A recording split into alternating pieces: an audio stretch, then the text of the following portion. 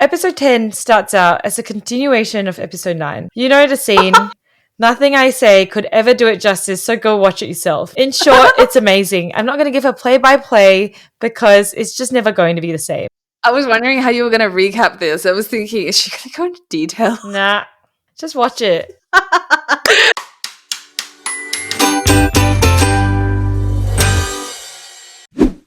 Welcome to our episode discussion of Jack and Joker. Today, we're going to be covering episodes 9 and 10. Let's get into it. Woohoo! We begin the episode with Jack and Joke packing up the room as Grandma is about to be discharged from the hospital. Joke jokes about taking the expensive furnishings and items in the room, which leads on to honestly one of the smoothest transitions into a product placement on a Thai BL that I've seen for quite some time. The boys playfully bicker back and forth before the moment's broken as Joke wonders how much longer Jack will need to shack up with Rosé and continue working for the evil boss. Jack also jokingly makes a comment about Joke promising not to do anything stupid to help him out of his current predicament. God. They know each other so well. Ominous foreshadowing there. But I just want to pause here for a second. This ad placement was great. This is product placement. I had the opposite thought. No, this one I can get behind. This was really smooth and they were able to like have a really cute moment together with like the playful bickering back and forth. It's not like the usual super awkward ad placement where it doesn't feel like it fits in and it's sort of glaringly obvious that it's being put in there because it needs to be put in there. I particularly love the moment where like Jack looks away almost like with a pout. Oh, yeah. Yeah. I don't know. It was just fun to see Joke's playful side again because I don't feel like we've had that for a while. I mean, I didn't like the ad though. Like my comment was just, this is going on forever. Oh my God. It definitely felt more like they filmed an ad and cut it into the show rather than the ad felt native to the show. Still worked though, I think. It gave us fluffy moments, but to me, it still like felt like an ad. It felt like I was being advertised too. It was better than the moisturizer ones that they've been doing. My favorite ad so far was a makeup artist getting Jack. telling Jack that he was too dry. If you're going to put an ad in, make it funny. Because I thought that was really stupid at the time, but when we talked about it, I was like, actually, this is quite funny. I love it. Yeah. But that was random. That didn't feel like it fitted into the scene. This felt more natural. I agree. Way more natural. So we then see them being greeted by Hoi, Tatu, Aran, and Toi Ting, who surprise them with a small welcome back home celebration for Grandma. We also find out that it's Jack's birthday, which the group are surprised to hear, and they quickly begin discussing semi-ridiculous plans to celebrate his special day, such as fireworks and Aran knitting a jumper or a hat. That was so random, but okay. However, Jack already has plans with Rosé, which honestly doesn't look too thrilled about. After quickly chatting on the phone with Rosé, Joke promises Jack that they will blow out the birthday candles for him later that night. I know I mentioned semi-ridiculous plans, and the only reason I mentioned that is because at the end of the episode, they eventuate, because I was rereading my notes and then I started laughing and I was like, oh, he actually did knit a hat and there actually were fireworks. I had a good chuckle at my notes because I was just like, why are we mentioning fireworks and knitting a hat? And I read my notes again and I was like, huh. It did go for full circle. I had another comment when the grandma was like saying it's Jack's birthday and she just turns to Jack and she's like, I didn't get you a gift. Good at the deadpan humor, this grandma. I know. I thought that was really funny. I mean, fair. She's been in hospital and unwell, so she hasn't had time to go shopping. When Jack was telling the others about hanging out with Rosé, his entire focus is purely on Joke the entire time. Really? Like he just stares at him? He just stares at him. Like he's gauging to see what his reaction is. And Joke's sort of just trying to act like he's not affected. He's like staring away, staring down and not looking at him. And Jack is just dead set, like trying to look at him and gauge his reaction to everything. And I just thought that was really, really cute. I didn't notice that. He was kind of like looking up at him like, you're not upset, are you? Like, are you okay? Like, but what does he expect? Yeah, I know. It was cute. Maybe because I'm not over it yet. Joke might be, but I'm not. But I'm just like, what the hell do you expect? The main reason why they were fighting is still there. But then there's also another moment later on when Joke says, "Oh, we'll blow out the birthday candles together later on." And then the smile that Jack gives him is just, it's the softest smile that I think he's given to Joke so far. It's almost like that's what he needed to hear at that moment. I don't know. It was really cute. Unspoken sort of communication that they were having in that scene was really cute. I don't know. I wanted to ask you also, I quite enjoyed sort of everyone that was in the scene. Quite a good banter going on with everyone involved. No, I thought it was just quite a wholesome scene as well with all of them there. I loved it because I wouldn't say I've been very fond of like Iran, Tattoo, and Hoi. Yeah, but I don't know. I thought this was really cute. I agree. It's like they have their own little family now, and I like that they've got friend group. Yeah, I agree. That's really cute, and I also like that Iran's been included. He's a bit like Joke. He seems to have really easily slotted in. I think the guys are also really nice. Like they've embraced him quite easily because they kind of pick up people that need it. Like they kind of embrace Joke as well. I like their vibe. I see you're warming up to the friend group. I am a little bit. Like them. It's taken a while, but I'm getting there. The next scene cuts to Rosé talking with Miss Nang about Jack and their success with finally getting Lompran off her back. Miss Nang is also happy to hear that their plan has worked. Also aware that it's Jack's birthday, Rosé is keen to make plans to celebrate with him and asks for Miss Nang's advice on what she should do. Miss Nang decides to draw out her tarot cards and selects a card for Rosé, which ends up being, I don't know what the pronunciation is, but is it Hierophant card? Yeah, I couldn't help you with that. Whatever, however you say that. Miss Nang says the card means agreement, unity, or marriage, and then suggests that she should throw a dinner party for Jack, invite his family members and the 4 horsemen, and propose to him. Oh my God. Honestly, the whole time she was saying this, I was like, surely Miss Nang knows that this is awful, awful advice. I don't know about you, but public proposals make me super uneasy. I don't like them. I just think they're a terrible idea.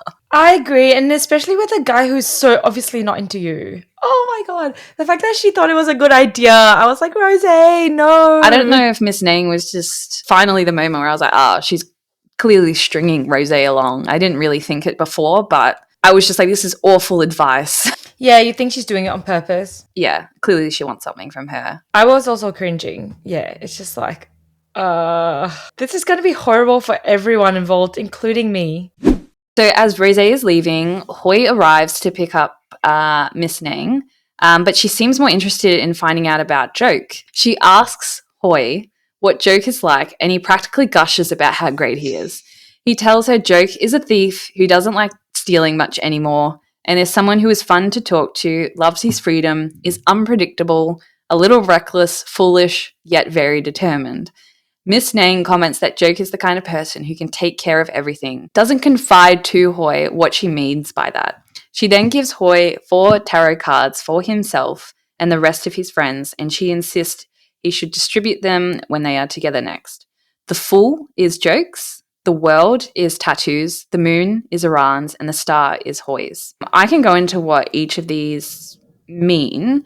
So I'm assuming like the upright position just means when it's facing straight to you, and then when it's flipped on the other side, it means reversed. I don't know. I don't know tarot. I'm even worse than you. The Fool, so the one that she wants Joke to receive. Upright, it means beginnings, innocence, spontaneity, and a free spirit. In reverse, it means holding back, recklessness, and risk-taking. That's so appropriate. I think he's both. He's got elements of both. Yes. I think it's quite accurate, actually. When I read these, I was like, did they write the characters based on these tarot cards? Yeah, it's so on point. It's very on point, particularly Joke's one here. All right, so we've got the World, which is, I believe, tattoos. So upright, it means completion, integration, accomplishment, and travel. And reversed, it means seeking personal closure, shortcuts, and delays. Shortcuts is an excellent way to describe this asshole. Well, I mean, I think the accomplishment is the other side. Like, he's clearly, like, wanting to accomplish something with his inventions and stuff that he builds and whatnot. All right, we've got the moon, which is Aran's, which upright means illusion, fear, anxiety, subconscious, and intuition. And reversed, it means release of fear, repressed emotion, and inner confusion. I can see that. Particularly the reverse side, sort of, since being ditched by his dad like that. It's almost like he has had a release of fear in a way. Yeah, he actually looks so much healthier, more himself. And the upright thing was so him when he was with his dad. Yeah, I agree with that. All right, and then the last one we've got is the star, which, by the way, Miss Nang have given this one to Hoy if Hoy didn't make that joke? He kind of had to ask her, "What about me?" before she gave it to him. And so we've got, in the upright position, we've got hope, faith, purpose, renewal, and spirituality. In reversed, we've got lack of faith, despair, self-trust, and disconnection. The faith and spirituality thing makes sense to me given he's been living in a shrine. I think just sort of, he's had moments with his friendship with Tattoo there where he's had quite a bit of despair, disconnect as well, just not agreeing with what's going on. So yeah, I think they're all kind of on point. I think the full one just suits Joke to a T. Oh, yeah. You couldn't get any more accurate, in my opinion. Just one question. So I have a comment here that says, thank God Hoy is dumb. Otherwise, anyone else would question why Miss Nang would be so familiar with their friend group and with Joke, because how else does she know so much about them? I actually he just accepts it, and he just like, oh yeah, you know my friend, he's amazing, blah blah blah. It's like you don't question why she knows this. But Hoy is very accommodating. Like that sentence where I was talking about like all the qualities of Joke, like that went on for like 2 full sentences. That's a whole paragraph. Yeah, it's kind of sweet that he stands up for his friend so much. So we next see Aran and Tattoo plan for a party. Tattoo is upset that his inventions are not selling, which is making it difficult for him to pay off his mum's debt. Aran encourages him and wishes he was in fact more like Tattoo with his designs and creativity. Aran also mentions missing his dad and starts crying, and Tattoo, as well as Hoy, who walks in later, are left to try and comfort him. Hoy also hands both of them their tarot cards that Miss Nang gave to him earlier.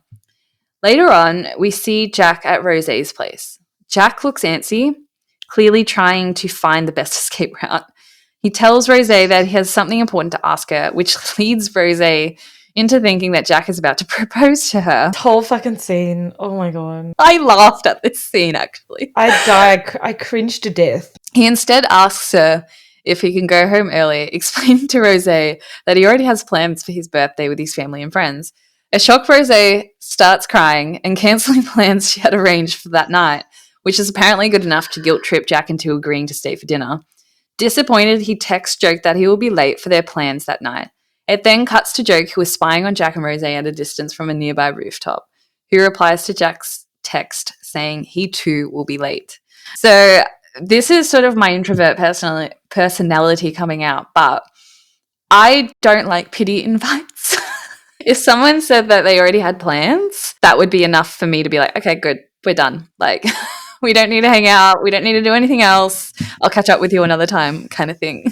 I couldn't be like Rosé, just being like, when Jack goes, okay, yeah, I can have dinner with you. And she's like, oh, okay. Yeah. I'll uncancel everything. I think most people couldn't do that, to be honest. Like, he's explicitly said, I have birthday plans with my family and friends that don't include you. And he calls her, like, he addresses her like he addresses an employer. Why would you expect him to want to spend his birthday with you? Completely daft.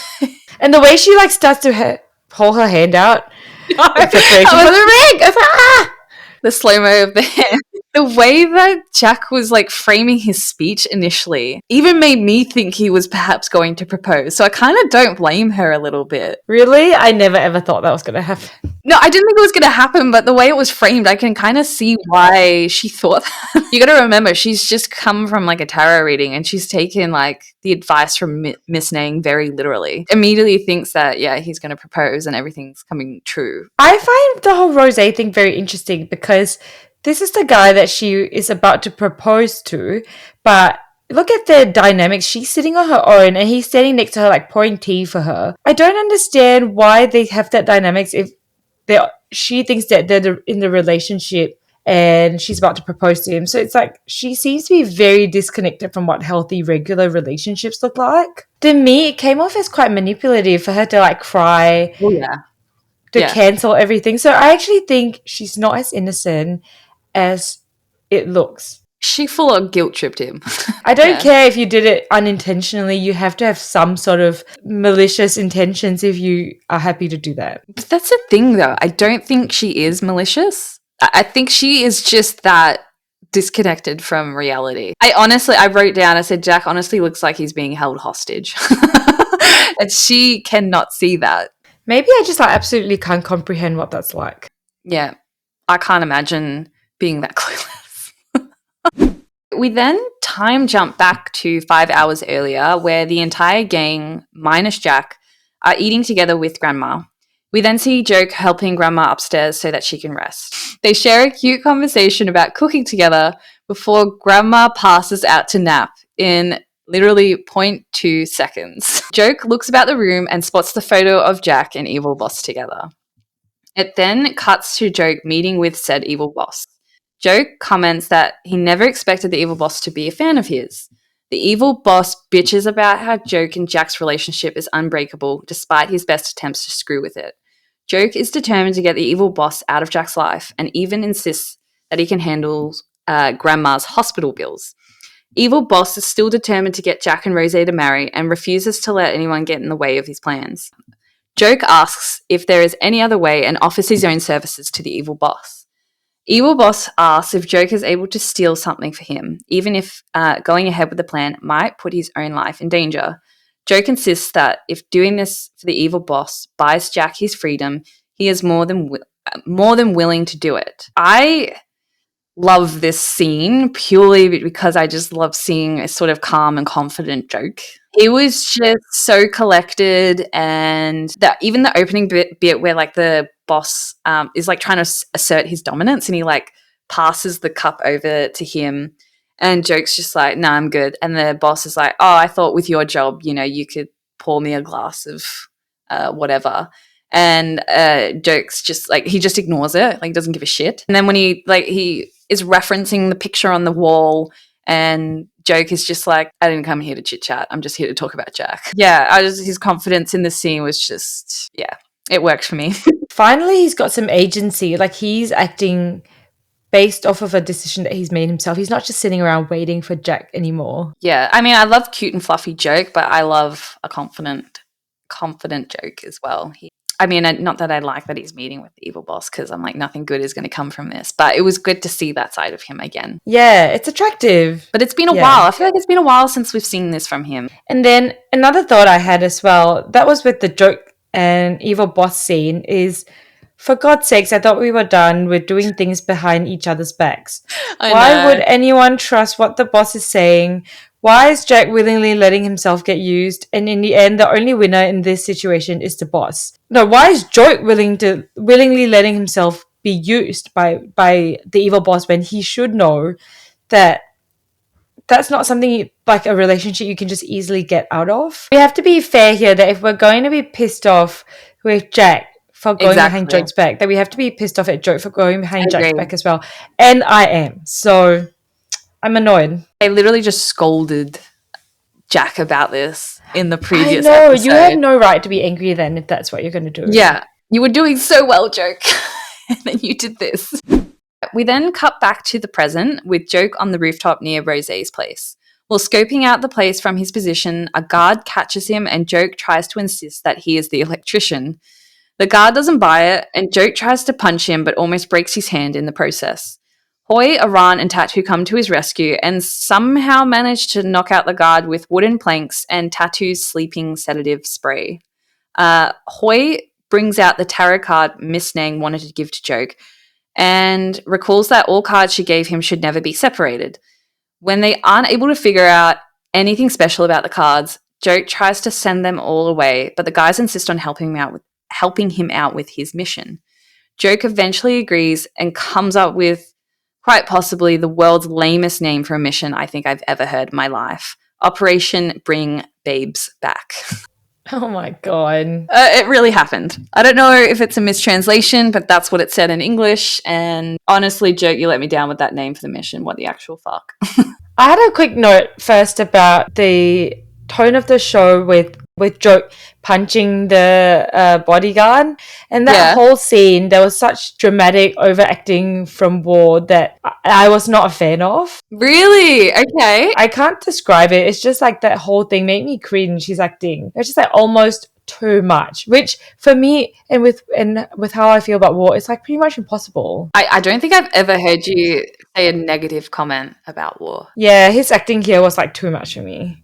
Interesting. I did Played not think it that too at all. far. I said I know it's the tone of the show, but it almost feels too much for me at this point. Interesting. Okay. Yeah. I did not think that at all. Oh, you're getting used to it. Yeah, maybe that's that, but I thought more about when the gang came in and they were like eating the card with the planks, and I was like, oh, really? Felt very childish and juniorish. I don't know. Yeah, I know. It's like it's also appealing to a different target audience, like maybe people much younger than us. Because I originally thought, oh, they don't want to take it too far. And then I watched episode 10. And I was like, nope, they're not worried about that at all. You could have gone further. So the mission is simple. Steal one of the horseman's rings in exchange for Jack's freedom. This particular ring Joke has been asked to steal belongs to Rosé's father, which Joke has been told is located in the Eagle Room in the house. The mission begins with Tattoo entering Rosé's place, disguised as a food delivery boy, equipped with a hidden camera on his clothing, and Joke stashed away in the mini fridge he is transporting. Aran, seeming to have a little knowledge of the house layout, navigates Tattoo while Hoy waits on as the getaway driver. I just had a really quick comment here. I was waiting for a stupid comment from Hoy to come, and it did. And it was basically him saying like, oh, Joke's got the easiest job in the world. And then it cuts to him sitting in a mini fridge with literal blue lips. Yeah, I know. That was so funny. Yeah, so I just wanted to make a comment on that because they made that look so realistic. Like he generally looked like he was about to freeze to death. And one thing I was really confused about was if this was initially a 4-man job, which it was, because Joke is literally in like one of those cold compartment things. How was Joke planning to do this on his own initially? And if they changed plans last minute to a 4-man like heist, that was very like it was same day heist planning. Yeah, it was pretty quick turnaround. Joke would have had just a shitty sort of go in on my own, figure it out plan. That probably would have been fine. Yeah, I agree. I guess the one thing I didn't think of is the whole plan that they had must have come together very quickly. Yeah, literally. Yeah, like sourcing like the mini fridge and getting all the gear and tech ready, but it's weird because I'm starting to just look by a lot of stuff now because the old me would have looked at that and just been like, There are still moments of that, but I think I was like, yeah, let's just get on with the heist. Let's go. As Tattoo is patrolling the house, following instructions from Aran to where the Eagle Room is located, he is caught by 2 guards. Tattoo is forced to leave the trolley as he is let out by the guards, which then allows Joke to sneak out on his own. Joke is then seen knocking out a waiter and stealing his uniform. Unfortunately for him, the head waiter spots him not long after assuming the disguise and sends him to serve drinks to the guests in the dining area where Jack, Rosé, Miss Nang, and all the other guests are. Joke is clueless when it comes to opening a champagne bottle, which results in him spraying it on a few of the guests. Miss Nang is one of them, and while she heads upstairs to change, the second guest forces Joke to wipe her feet. Jack, feeling uncomfortable with the whole situation, goes to intervene, but Rosé stops him. The whole champagne spraying thing, was that intentional, the way he like sprayed it on her? Because I'm not really sure if that was intentional. I'm not sure how that was meant to help. I don't think it was intentional, surely. I was going to say aim it the other way, for fuck's sake, like if anything brought more attention to him. I don't think champagne bottles play a large role in his current life. I'm sitting here going, why the fuck have you got it pointed towards like the guests? Because he's an Turn idiot. around, like fuck's sake. And also the whole time throughout the whole scene, for some reason, I was expecting Jack to spot joke. Yes. When it didn't happen, I was just like, oh, what? I was left hanging. I was just like, oh, okay. How could that be? Yeah, I was sort of just like a little bit dumbfounded for like 10 seconds, you know. That's where I thought it was going. That's where I thought it was going to, which is why I couldn't watch, because I was like, oh, you're going to get caught. But he didn't. While everyone is distracted, Joke slips out of the room and makes his way to the Eagle Room. In a rather dramatic fashion and dumb luck, Hoy is able to cut the power to the house right before Joke is discovered by a bunch of guards, and the dumbass security team believe it must be something to do with the party. Rosé's dad sends someone to check on the situation while Rosé decides to show Jack around the house, eventually leading him to the Eagle Room. Joke, having just located the ring, hears Jack and Rosé approaching and rushes to hide in a closet. Rosé leads Jack into the room and the two begin chatting about her father's ring as Joke listens on. Rosé reveals the power the ring holds and that one day she hopes the ring will belong to her future husband. She then asks Jack to be her boyfriend. Jack, thankful for all Rosé has done for him, apologizes for leading her on and tells her he already has someone he likes. She gets emotional but asks Jack if they can still be friends, which he happily agrees to. The two then head out of the room. Even wearing a mask, I could tell from War's eyes what he was trying to express and convey in that scene. He's so good. Because it was so good. Another comment I had was, finally Jack is communicating and being honest. Oh, with Rosé, finally he tells her the truth. I know, it only took you forever, but we're getting there. I'll give Jack credit this episode. Yeah, he's been improving. And the final comment I wanted to say was, this was probably like one of the first times I sort of agreed with what Aran said. And he wanted to mock Rosé, but he just can't. It seemed really sincere the way he said it, and I was just more than anything thankful that she didn't propose in front of everyone. But the fact that she did propose anyway, it's like... At least it wasn't in front of people, though. Like, I remember just, like, breathing a sigh of relief. Like, oh, thank God. It would be super manipulative to propose in front of the Four Horsemen because of how powerful they are. Can you imagine, like, what would Jack have done?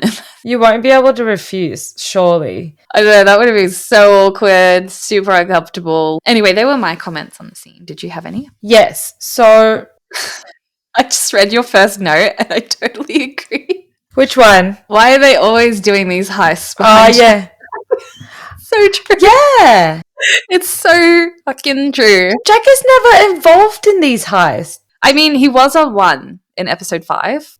I know, but still, it's like that he's always left out of these. I would much rather if they talked about it and potentially did it together, or at least like both of them. I mean, that would be communication, and we know that doesn't exist in the show, but at least both of them are on the same page. Yeah, and then I had an issue with them planning this whole thing in a couple hours, including taking over catering. Yeah, like how did they get the intel so easily? And also the way that Joe walks into the ring room. When he walked into the ring room, I was like, oh, be careful. This is a high security room. There might be alarm measures. There might be security measures. He just walked straight in. Oh, like a tripwire or something. Or some sort of motion sensors. There wasn't even that. He just walked in and looked at the ring. I was like, okay. If that ring is so precious, why is it on display? You would have it on your person, I would think. But maybe that's like an ego trip. That's an ego boost for them to showcase it in such a stupid way. I don't know. Very hard to suspend belief in that scene. I wasn't focused on that in that scene, though. I wasn't focused on that. I was momentarily focused on it. So, like, because I was so nervous about the whole thing when he was walking in, I was like, oh, shit, you gotta be careful. Turns out he didn't need to be, so joke's on me. Finally alone in the room, Joke sees that the ring is guarded by red laser beams and also by a coded touchpad. He tells Hoy, Aran, and Tattoo that there are different symbols surrounding the ring, one of which includes a star. Upon hearing this, Hoy has a Jimmy Neutron brain blast and realizes that on the back of the tarot cards Miss Nang gave them, when combined together, it shows the same star symbol. Joke uses the star pattern on the touchpad to disable the lasers and is finally able to steal the ring.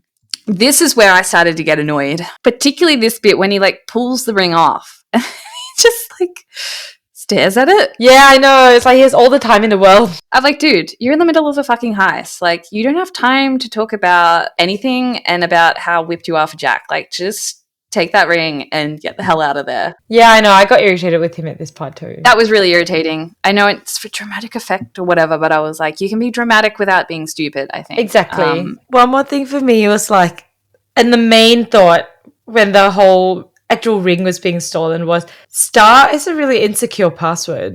Like, why would you not choose a more complicated shape? I was also thinking while watching that, in that situation, like if you were Joke, if I was looking at something like that, I don't know if I'd be clued in enough to know that it's a touchpad and that I have to Draw on it? do a specific symbol and draw on it and whatnot. And what if like there's a specific way of drawing the star? He's a professional thief. He knows. He's done this heaps of times. So as Joke is trying to escape the house, the guards discover that someone has entered the house disguised as a waiter, and Rosé's dad promptly shuts the house down.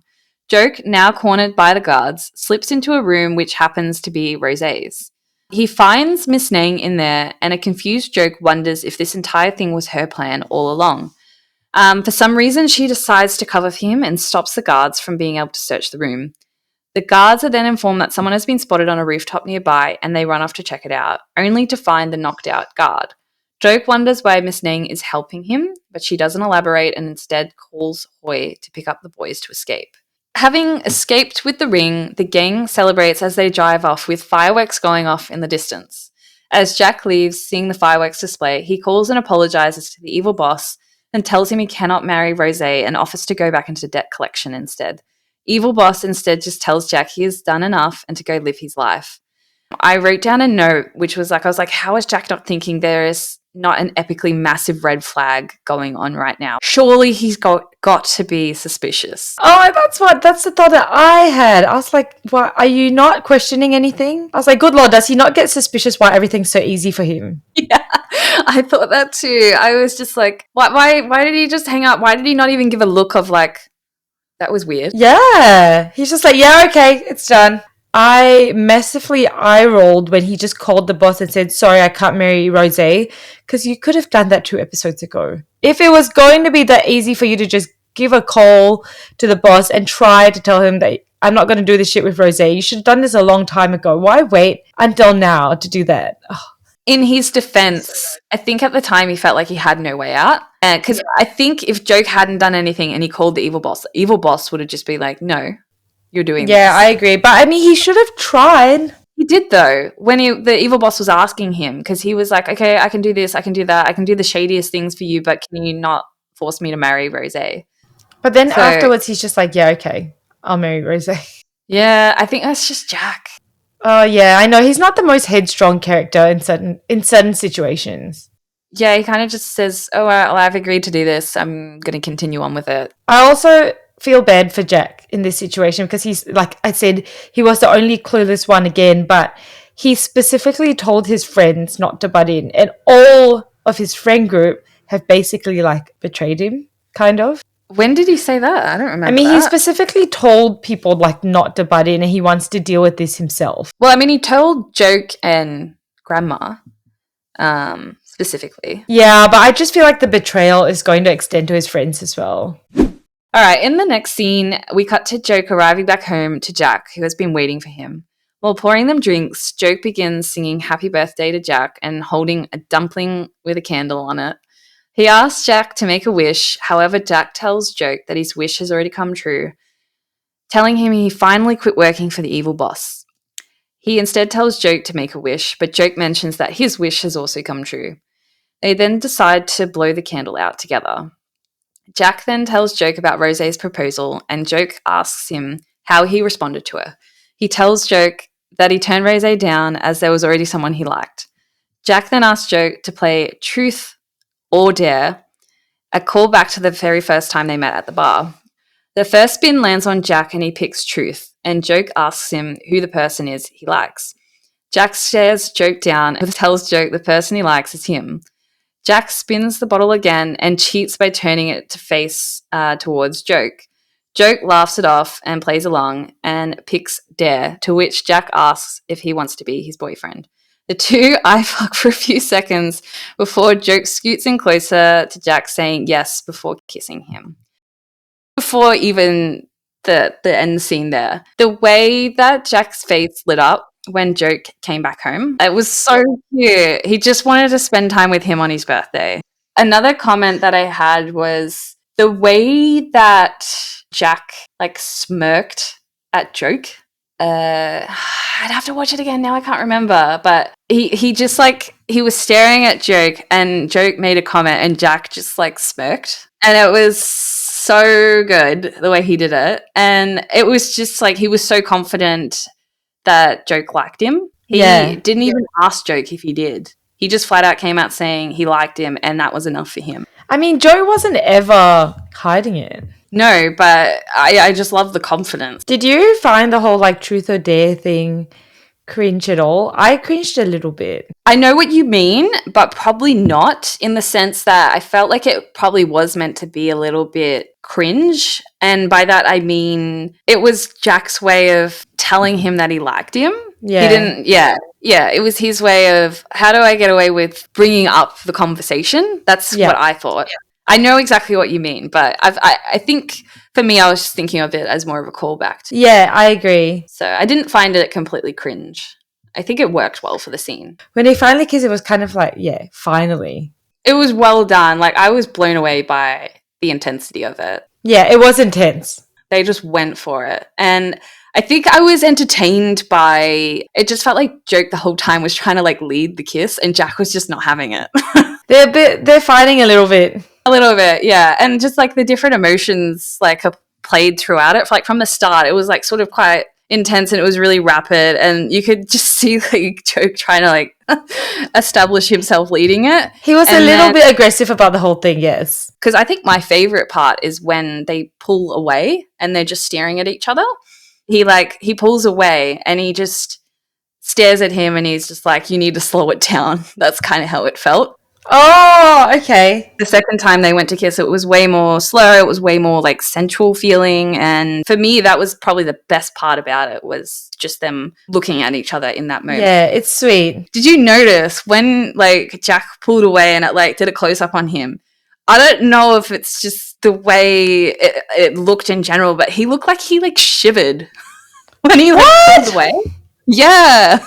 I've not watched that scene enough to know, but oh my god, that would be excellent acting if that's the case. I would say I've only watched it like a couple of times, but that was the one day that I went on Twitter because I was so curious to see what other people thought. When I saw that they were thinking similarly to me, I was like, yep, noticed it, you know. Go rewatch that bit again. I feel like I have to now. Holy shit. I think that it was like the actors actually had quite a bit of a big task ahead of them, because an episode 9 kiss is quite late into the game, and they had so much angst and tension building up. So it definitely needed to pay off. Do you think it was worth it? I think it was. I think it was worth it. I think it was intense enough. I liked it. I think it was well done. I did like that they were both equally as enthusiastic about the kiss, because I think very often in BL that's not the case, and I love when you can tell they're both into it. In the behind the scenes clip, they kind of didn't, I don't feel like they illustrated that in the scene that aired, but I would say Jack,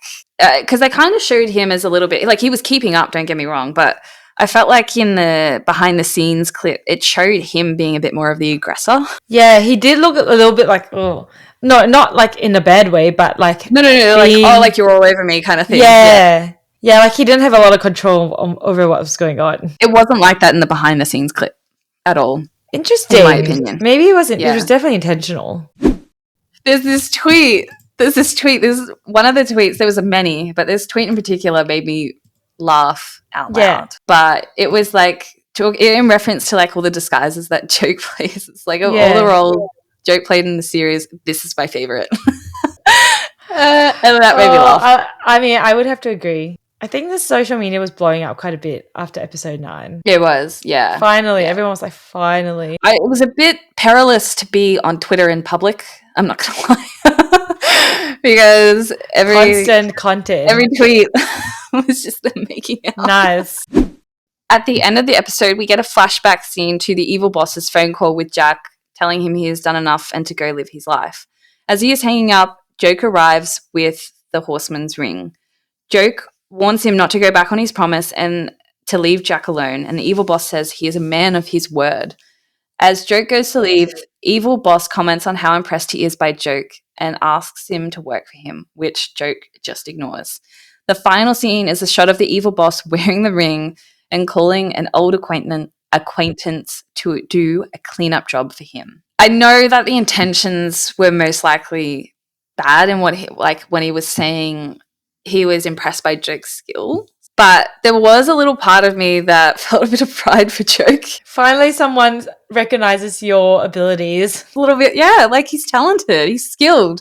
How has no one never noticed this before? And then my final comment was, okay, we're just waiting for the blowback from what Joke has done here. I call back to the comment that I made earlier, particularly since Jack made a comment about Joke promising him not to do anything reckless. He's just gone and screwed everything up.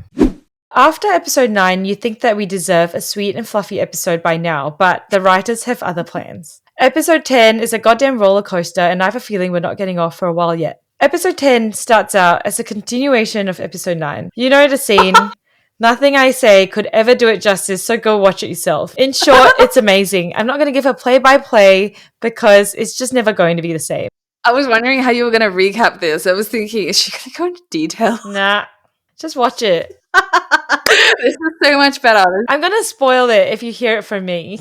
This is hilarious. I think we could just call out sort of some moments that we recall from it or something. You can do that. I think for me, I just see it as a whole sequence, and I have thoughts about it, but I like the whole you need to watch everything from start to end. I just want to comment. There's one, I didn't realize what was going on until someone translated it, but there is a behind the scenes clip of them doing this scene when they come into the room. And it's of Yin slamming War into the wall. I don't know why, but there must have been a light behind War when he was on the wall. And as they're going at it, he gets shoved a little bit and he turns the light on. It's so funny. And they just break out into a fit of laughter. It's so funny. Is this the behind the scenes in IT? Yeah, it's the behind the scenes thing. Yeah. Okay. I didn't know what was going on at first. And then someone translated and they're like, oh, they turned on the light. I'm like, I didn't even notice that the light got turned on. You were too busy. I was just too busy laughing at them laughing. God, I need to watch those behind the scenes clips. I haven't watched them yet. It was really funny. To be honest, I didn't think they were going to do this whole sequence. I was convinced the whole week waiting for the episode. I was like, nah, they'll just end up chatting in bed together in the morning. So I was slightly shook that they took it this far. I actually wasn't that shocked at how, I wasn't shocked at the intensity of it. I feel like it's pretty par for the course for a lot of the shows that have come out recently. I don't know. I feel like this show, until this episode, has been quite tame. Yeah, they revved it up this episode. Oh, holy shit, did they ever. I read some comment from someone saying that War said that the spicy stuff is a 6 out of 10. So I was like, oh, okay, it'll just be a kiss or something. In episode 10? Yeah, I didn't think much of it. So I was just like, oh yeah, they'll probably just chat after it and that's it. They won't show us anything. Boy, was I wrong. Holy shit. This scene went on forever. It did go on very long. The whole sequence just felt like they were fighting each other. Yeah, that's I had that too. Yeah, it was just kind of what you call the cat and mouse dynamic. The first time I was watching, I was laughing. Yeah. But I kind of liked the approach they had with it. It wasn't sort of a cute, romantic. No, please, no. Yeah, scene. It was sort of quite gritty and just, I'm going to slam you up against a clothing rack. That's always been their dynamics. They had that dynamics in Love Mechanics too. I don't think I could ever picture them in a really sweet romance. I did make a comment about that though. I said they seem to have an obsession with grabbing each other's throats. It's their thing. It's a known thing that that's something that Yin and War keep doing. I need to do a count of it because I felt like it happened a dozen times in that scene. I had a comment. I said, Jack pulling on Joke's boxes with his teeth, you kinky mofo. And the snap sound of the elastic, I lolled at that. That was loud. In terms of tweets that I saw, this was probably referenced the most by people, and it was the last bit where Joke is just, he accepts that, Jack's gonna lead or whatever, and he's just lying there and he just winks at him like that. Oh, really? Oh my God. There's an eyebrow raise. Oh, yeah. You can try. Yeah. He was like, okay, go on, whatever. I agree to anything you want anyway. I love how aggressive Joke was throughout the whole thing. Yeah, he was. I mean, they both were, really. They were both as into it as the other person. Yeah, I think that's probably what the shocking nature of it was. Because normally you have one or the other, but like the whole time they were just like fighting with each other. It was I hilarious. love it. I love that this dynamic of theirs transfers into these scenes as well. Like that hasn't changed since the start. I laughed a lot throughout the scene. I have some other thoughts as well that I really liked their chemistry during these scenes. So they felt really natural. And when they were filming it, you could tell there was no awkwardness because sometimes with some actors, you can feel secondhand awkwardness on their behalf, but you don't sense it at all, which was amazing between Yin and War. I, for the first time, noticed that the music created such an intimate atmosphere because it went really soft and like just very warm. Not at the start, it doesn't. No, like once they were in the room, when it suddenly went soft, it suddenly felt very intimate. The music became a lot less intense halfway through. But I still think there was a playful vibe to it, even when the soft music came on. Yeah. Because like there was a moment where they had rolled over to the other side of the room and like Joke was like kneeling over Jack and Jack goes like that with his head like, move over here. And Joke does it the other way. I didn't notice that. No. Yeah, that was funny because they were like smiling at each other. It was really funny. And then also, I think I noticed more like the sequencing and the choreography and the cinematography of this scene. Yeah. But I really appreciated how unfiltered the shot was. You could see their flaws, you could see the sweat, you could see like their raw skin. And that to me feels more realistic. I love when these kinds of scenes are more unfiltered because sometimes especially with K-dramas, it's very filtered. Or like they clearly got a shit ton of makeup on. So I like watching this scene, especially because you could see them getting sweaty. You could see, they didn't have makeup on their face or maybe minimal makeup, but like it's just so much more realistic. I appreciate it this way. Yeah, it looked almost rustic in a way. Yeah, and the color grading as well. Yes, I like seeing like people actually get sweaty during these scenes. Not, you've got like red lipstick on and like your eyebrows are done and your foundation is perfect. I hate that. It takes me out. Afterwards, they lie in bed together with Jack looking at his parents' ring. He asks Joke if he ever thought about having a family, but Joke says no simply because of how his family was like growing up. So he never thought that he would know how to have a family. He adds that he's scared of being a bad father, but Jack believes that he won't be like that. Jack leaves to go to the bathroom and spots the Joker card from the previous day in Joke's pocket. I think it was the Fool. Joke plays it off, saying that the card is Hoy's, but Jack is clearly suspicious. Oh, the scene. I didn't know if you thought that, because that's one comment I made was I got the sense that Jack felt like Joke was hiding something from him. Absolutely, there. he was suspicious, 100%. But I felt like in this scene, you could see the huge disparity in what their family background was like. So like Joke grew up rich and Jack grew up poor, but Joke grew up not knowing what a loving family is like, whereas Jack grew up with no parents and poor, but he has had quite a loving and warm upbringing. So they're quite different in every possible way. Like Jack's reaction when Joke says, I don't want my kid to hate me. Yeah. He like looks at him like, okay. I know, and then knowing what happens to the rest of this episode, I was like, shit, the foreshadowing. And it kind of breaks my heart because Joe is going to have all these beliefs about himself reaffirmed. Oh my god, yes. I said he pretty much adopted Toy Ting only to have his actions lead to her getting flung off a balcony. Oh my god, yeah, when you put it like that. It's so sad. Like, this guy clearly needs therapy because he feels a certain way about himself, but everything that is going to happen in this episode is just going to reaffirm these thoughts. His family really did a number on him. Yeah, poor guy. And the way that Jack so strongly and steadfastly believes in Joke also breaks my heart because that's not going to last very long. Shit's about to get real. I don't think episode 11 is going to be fun viewing at all. Did you have one more comment to make? Oh, yeah, I did. I was just like, why the fuck does he still have that card? Yeah. Would you not just throw it out? Oh, whatever. It's such a trivial thing, but... He didn't expect to have to take his clothes off. Yeah, I guess he didn't anticipate that. No, neither did we. So Super Nimit is holding some sort of community event with food trucks and games and a cow mascot. For some reason, I feel like the banner in the shot should tell us or should give us some context on what the event is supposed to be, but given that it's not translated, I am mildly confused. Wait, what was the translation? Yeah, okay, so I use Google Lens to try to translate the banner and I got slender breasts or breastfeeding. So clearly it has something to do with the cow mascot. Either way, very confused on what they're doing there. But it gives Jack and Joke a chance to have a little date together. They use the opportunity to promote the open house for their new school that's taking place the day after. Mid-date, Jack can't help but think about the Joker card that he discovered in Joke's pocket.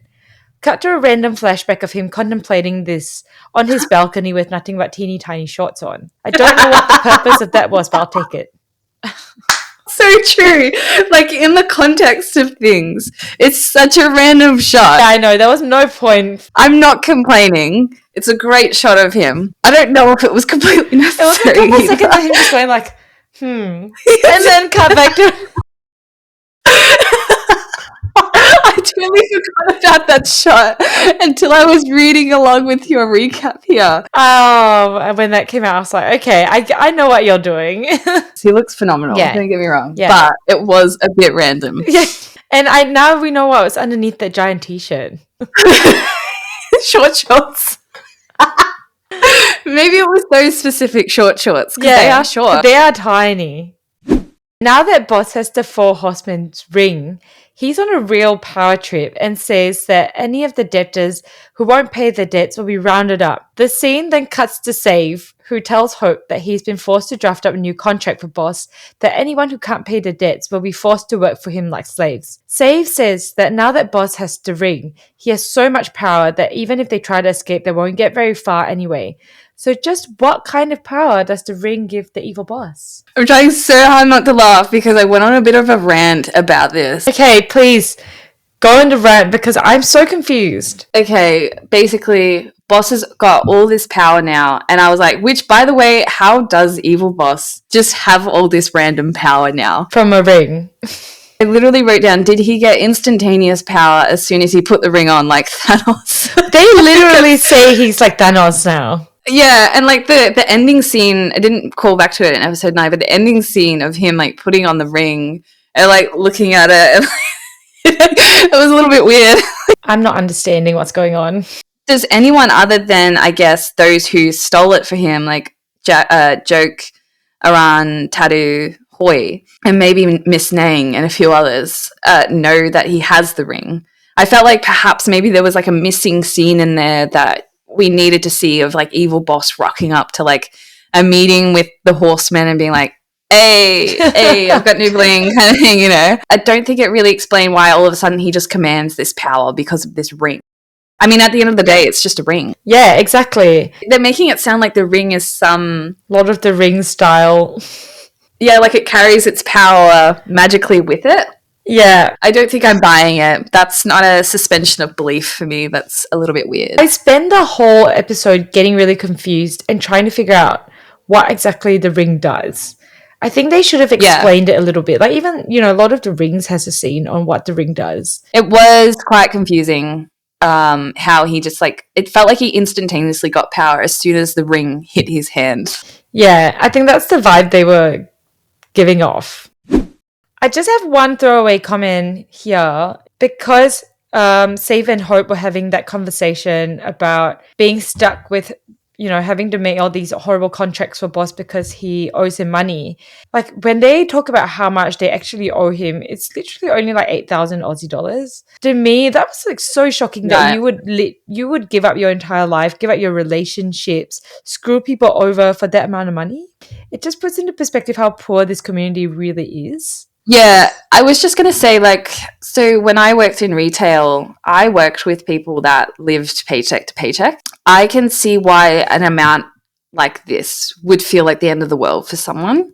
And I'm lucky enough that I've never had to worry about that in my life. But for some people, that's a lot of money and money that they don't have. I think for us, maybe it doesn't feel like it's that much. Yeah, I still think it's a lot. That's still a lot of money, really. Yeah, but like think about what they're doing for that money. You know, Save is screwing people's lives over entirely. I think he's just, in too deep though now. He's just in it, and it's sort of, he can't really get himself out. A little bit like Jack, just sort of doesn't know how to pull himself out of, I mean, he did eventually, but I think at the time he just thought, well, I don't have any other way to get myself out of this. And I think that's, not that I like the character of Save. No, but he was doing extra credit, let's not forget. Yeah, he was. I agree with that, yes, wholeheartedly. So Jack and Joke are painting and getting ready for the open house the next day when Toy Ting runs into the house crying that her dad has left home yet again. Jack and Joke offer to take her in and tell her that they will take her into their family. The next day at the open house, the whole gang is there. Jack, Joke, Tadu, Aran, and Hoi. As Jack is welcoming everyone to the open house, a whole group of musicians and scantily clad women walk into the stadium. They're a gift from Rosé, who walks herself up to the stage and pretty much tries to steal the limelight from Jack and Joke. Jack, bless his heart, doesn't let her get away with this though, and makes it clear that he's with Joke now by holding his hand publicly on the stage. That whole scene. I died of cringe. It was cringe. It was so extra. Finally, I love that it took Jack having to like full on grab Joke's hand for her to like Get it. get it. What I loved about this scene though was actually Aran. He was great in this scene. Some of his reactions and expressions in response to what Rosé was doing, that he was like, yeah, he was so bitchy, like calling her fake, and it was, I thought that was hilarious. I wrote, he's starting to grow on me, not gonna lie. Took you a while, but you got there. I like Aran. We cut to the scene of Jack and Joke in their first class with the kids. Jack has to leave to go to the bathroom, leaving Joke to teach the kids. They ask him a question that he can't answer, and as he panics, his dad walks in and helps to explain the question to the kids. It turns out that Jack has gone to the hospital to speak to Joke's dad and invited him to the open house. He also tells Dad that Joke really misses home, but he doesn't dare to go home because he's afraid that he won't be accepted. Jack asks if Dad could forgive Joke once and for all. Back at the school, Dad apologizes to Joke, who says that they both did the best they could, and there's no need for any more apologies. Dad also invites Joke back home for a meal, and Joke agrees, introducing Jack as his boyfriend and Toy Ting as his adopted daughter. So this is basically the reconciliation scene. How did we feel about this? Because I have thoughts about it. I felt like it was really out of character for Dad to apologize, and I was a little bit annoyed that what it took was Jack going to speak to Dad on Joke's behalf for Jack to make any sort of, for the dad to do anything, to like reach out first to apologize. Why did it take his partner to push you into doing this? Why weren't Joke's words enough? Anything else? You're like, I'm ready to launch into this. Okay, so I was trying to think from Dad's perspective, and maybe he just needed to see that for himself, that Joke really did decide to turn his life around, do something good with his life. To see Joke in his element, doing good in the community, that changed his mind. But I don't know. I don't buy the sudden change in Dad's character. Mm-hmm. Yep. I don't know. I mean, I can jump in. I didn't like it at all. He forgave his dad way too easily. I agree. And I get wanting to move on, forgive and forget or whatever, but honestly, I'm having a hard time. I would have a hard time trusting someone that treated me like dirt my whole life. Yeah, it went way too easily. I did appreciate like the comment the dad made there where he was saying, when are you coming back home, kind of thing. I liked that. That was cool. And I like that Joke didn't answer that, but I wish it was more of a, I wish Joke had been more of a, I'll think about it or something. Not like we both tried our best. I didn't like that comment. I didn't like it. It just didn't work for me. I just felt like it was a bit of a cop-out. I'm not asking for more angst. I'm just asking for a bit more of a try a bit harder. When he sort of like announces that Jack is his partner and Toy Ting is sort of like part of his family now, that he kind of just accepts it. I just felt like that was out of character for him. You know, he seems to just have a problem with everything related to Joke. And the fact that he was sort of just like, oh, I'm finding out a lot about you today. I'm glad I came. I was like, okay, sure. Yeah, it fell flat for me, I think. it wasn't what I was hoping for, I think. And I think I just had my expectations up higher, and I think that's why it fell flat. And I also think, am I missing something? Or how did Jack find out that he's Joke's dad?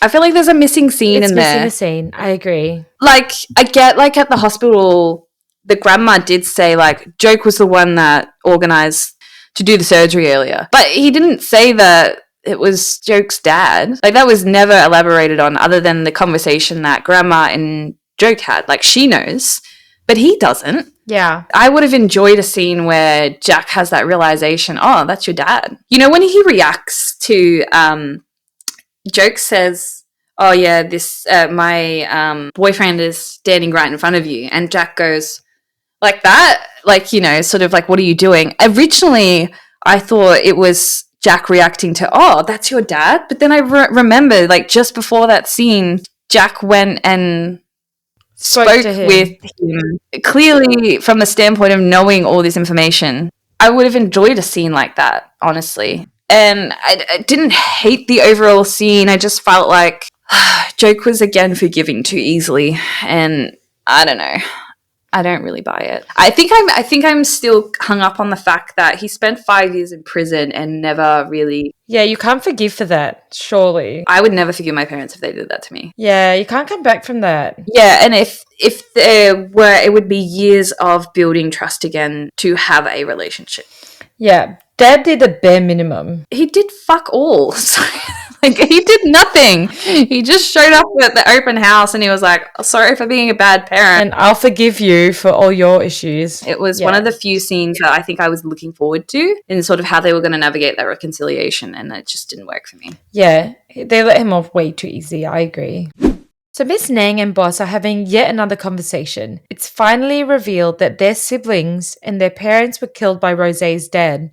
Miss Nang warns him that he's attacking the wrong enemy, but Boss says she's either standing with him or against him. Rosé receives a text that their project office in Supernimit has been trashed. It's all starting. Joke says that he thinks everything is happening because he got out of prison and went back to Supernimit, which I don't understand. I have a comment about that. Okay, I'll finish it and then you can say it. He decides to go to help the people at the shrine, along with Teru, Hoi, and Aran. Jack and Rosé will go to the project office and deal with the chaos there. Toi Ting tries to come along, but Joke tells her to stay put at the school because it's safer. Joke asked Jack again if someone made a mistake. How many times will you forgive them? Jack says that he trusts Joke and that they'll talk later. They say I love you to each other and split up. On the way to the shrine, the friends ask Joke if he's told Jake about the ring yet. Joke says no, but he fully intends to, even if the friends say not to and that it's better not to tell Jack.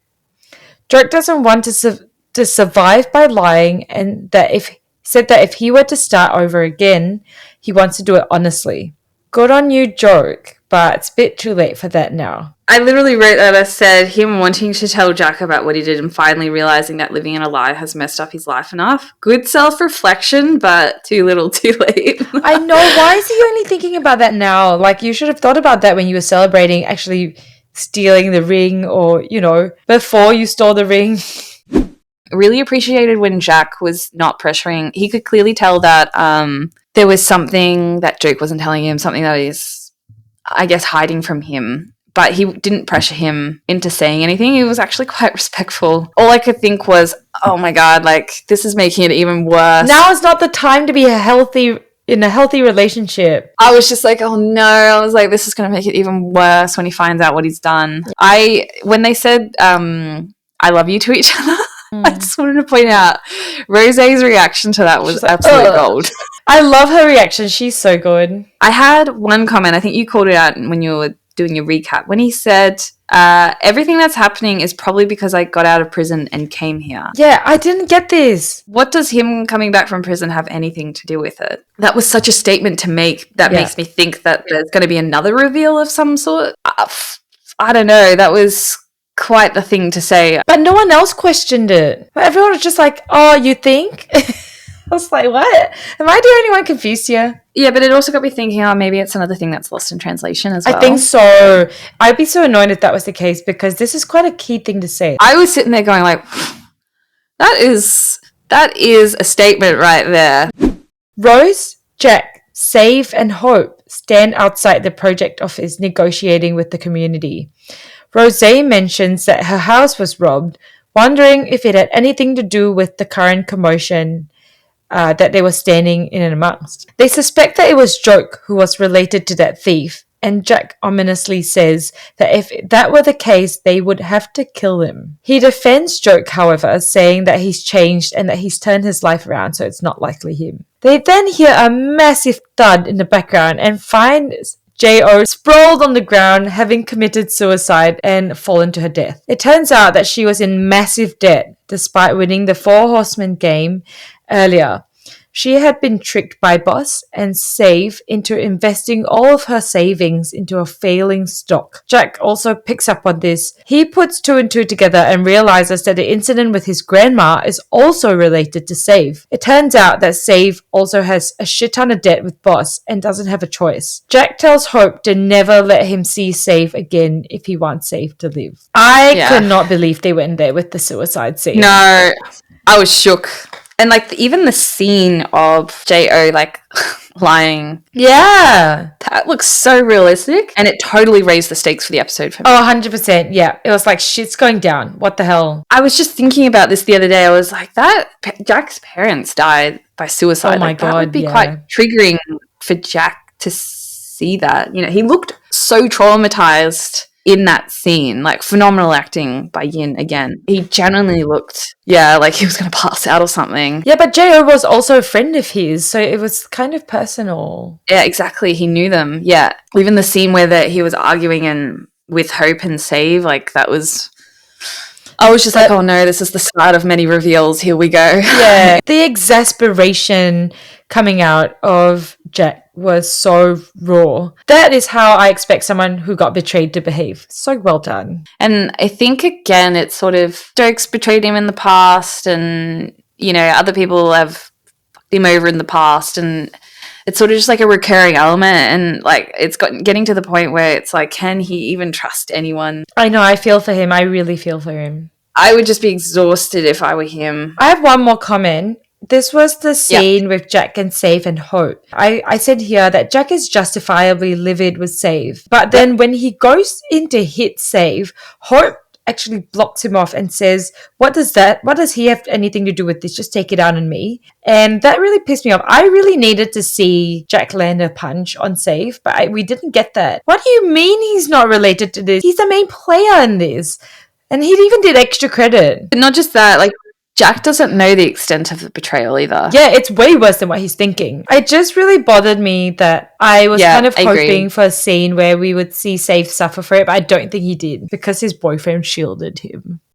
Back at the shrine, Joke passionately tries to rally the shrine people to fight against evil boss, but it doesn't seem to be working. Hoi appeals to Miss Nang, but she apologizes and says that she's done, and if he wants to be safe, he should run away now that Boss has so much power that even the law, the media, or the police can't touch him. Even Rosé and the Four Horsemen are running away. Hoi says they should rally together because having one enemy in Boss is better than having 100 enemies in the community if she doesn't help. And I really need to stop here because when Hoi says this, Nang's expression has me cracking up because the way she literally goes like, her expression is just how my expression every time Hoi opens his mouth. I don't know if she's like confused at his math and his reasoning, or she's like really being sold by his argument. I can't tell, but it was a very stupid argument to me, but obviously it works. What did you think of the whole shrine scene in general? Because my comment was like the megaphone scene with Joke at the shrine trying to like rally the troops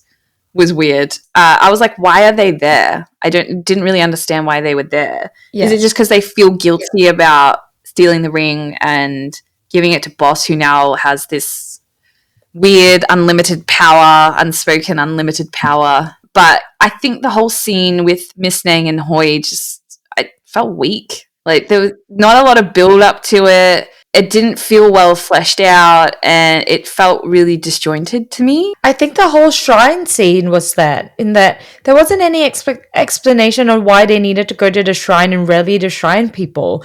What power did these people have to fight the boss? I don't know. That was a bit confusing for me, that bit. I needed to know why they were there, and without that, I think the scene falls a bit flat. Like, what are the stakes? We don't know. So, Boss's men have also taken over Jack's school, with a random dude watching over the kids and actually bickering together with them. Toy Ting devises a plot to distract Monkey Face, which is what I'll call him because that's what Toy Ting calls him, by pissing him off, and it actually fucking works. Oh my god.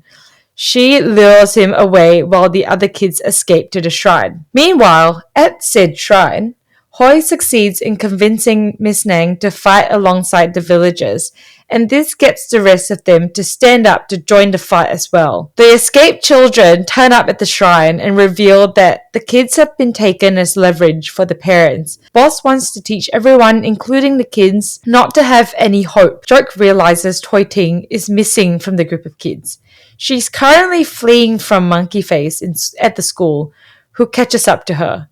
He asks her to call him a handsome daddy, which is an incredibly inappropriate thing to say to a child. He actually does. I was like, that is so gross. I've scrubbed that from my memory. He actually says, call me handsome daddy. When she says no, she reveals that he was baited here and that the kids have actually all escaped. Apparently, he meant for that to happen though, but nobody believes that. He then picks her up and literally flings her over the railing. Oh my god, I did not see this. I said, I can't believe they went there with the child flinging. Yeah, I was like, I am floored they went there with hurting. I never thought they would hurt. Oh my god, Monkey Face is Carvin! I completely did not connect that at all.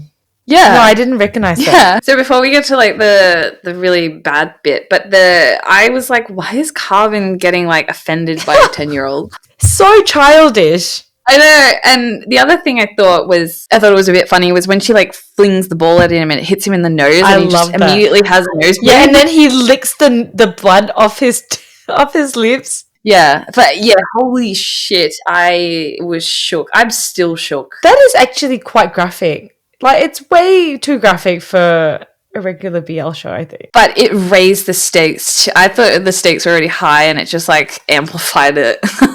Yeah. To infinity. I couldn't believe they went here with this. I'm still reeling from shock a little bit. I did not expect her to actually go over the railing. When he picked her up, I was like, yeah, okay, that's a fake out. There's no way they're going to do this. And he actually throws her off. I thought Joke was going to show up or something and get into a scuffle with Carbon or something like that. I didn't think they were going to do this. Yeah, I'm kind of lost for words a little bit. Cut to the hospital where Toy Ting is unconscious and rushed into emergency surgery. Everyone, especially Joke, is freaking the fuck out. And Dan, who is apparently the only doctor in this hospital, tells Joke not to worry, that Toy Ting is like a niece to him, then goes to treat her. Jack arrives to see everyone, especially Joke, on the edge of breakdown. He says that this was all because Save betrayed them.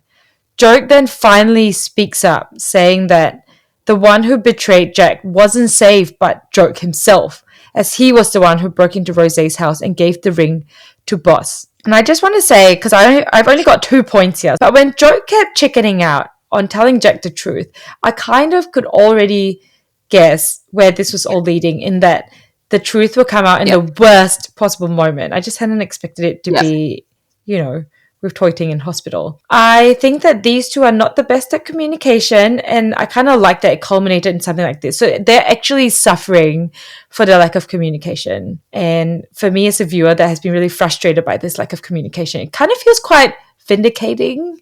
Yes, you guys just suffer because you suck at this. Both of them together. Yeah, you two, both of you together have contributed to this. My second point is also that I appreciate Joke's dad very easily accepting Toy Ting as his family, just because Joke has pretty much adopted her. While he has his faults and he hasn't been perfect, and I question their reconciliation scene, this was a very sweet touch. Him reassuring Joke before he went in. It was a stark difference from the last hospital scenes that we've had to watch. Which I think perhaps The whole reconciliation scene I felt like needed to happen so they could have this scene. Yeah. Yeah. And the whole like ending bit there with Joke revealing he's yet again betrayed Jack and Jack's face. I feel like I'm undergoing that trauma again. He looked genuinely scary. Who, Jack? Like Jack. His face, it was scary. He just had such dead eyes that when he was looking at him. And then when he said like, why does it have to be you again? And I was just like, oh no. I actually like physically reacted to that, like, oh my God. Oh, it was so angsty the way I hated how it ended, but I also loved it as well. I think Joke's acting War's acting was so incredible. It made the stakes feel so high. Like, this is how you would react if you were losing your relationship and your family at the same time. He looked devastated. When I got to work after watching it, I just remember saying to you, like, it was one of the shorter episodes, but I felt like so much happened. I think I showed you War's tweet from that episode, and it was just like a gif of a roller coaster. The tone from the start was completely different from the tone at the end. Honestly, just really looking forward to the next 2 episodes to see how they wrap things up. Thanks for tuning in to Two Girls and One BL podcast. If you enjoyed our discussion, don't forget to subscribe to us and leave us a comment. We'd also love to hear your thoughts, so follow us on socials, YouTube and Spotify at Two Girls One BL podcast. See you next time. Bye.